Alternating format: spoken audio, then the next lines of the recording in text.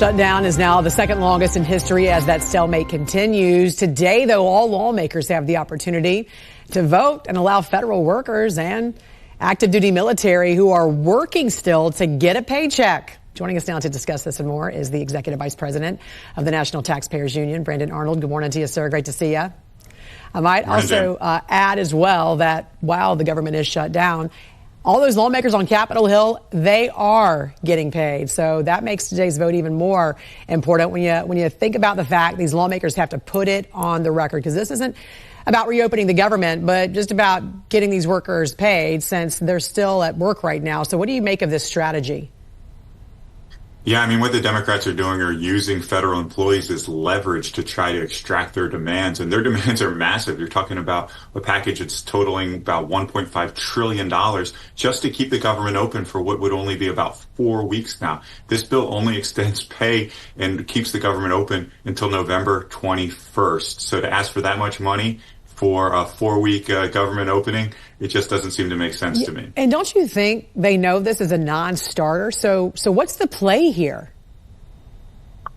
Yeah, they think that if they keep holding their breath and stomping their feet, that they will eventually get their way. We've seen children try that time and time again. It doesn't work. Never. And Democrats have decried this time and time again. Republicans have used the government shutdowns to try to get policy wins many times. And every time it's happened, Democrats have said this is irresponsible. This should not take place. Now that the shoe is on the other foot, they're very much claiming a different narrative here and saying that this is going to somehow yield the results that they're looking for. What effect is this going to have the longer it continues? Well, we're going to see bigger and bigger effects. You know, you start to see air traffic controllers calling in sick because they're working and not getting paid. That can cause flight delays as we get closer and closer to the holiday season.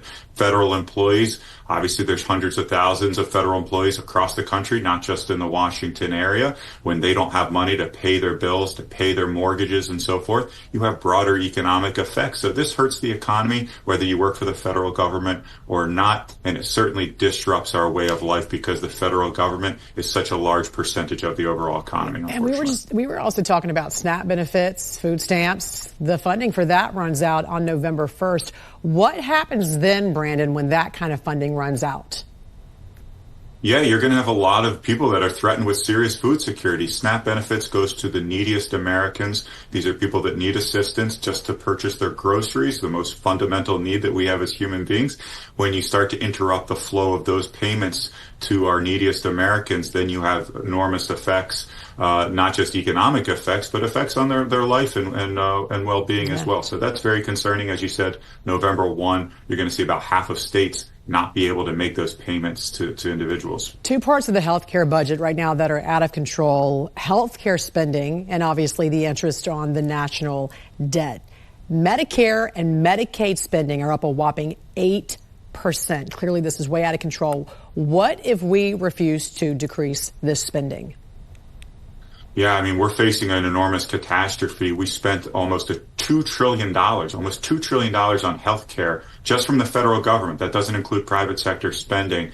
That is more than the entire economy of big countries like Australia or Mexico. And continuing to subsidize the health insurance industry here, the healthcare industry, which is what Democrats are trying to do here with this massive Obamacare subsidy, it's just going to continue to make healthcare costs spiral out of control to even exceed the pace of inflation, which, as you note, 8% growth in Medicare and Medicaid. It's just out of control. And we've all experienced that if we've had a loved one that's been in the hospital or needed prescription drugs. We need to contain these costs, not to continue to pour fuel on the fire.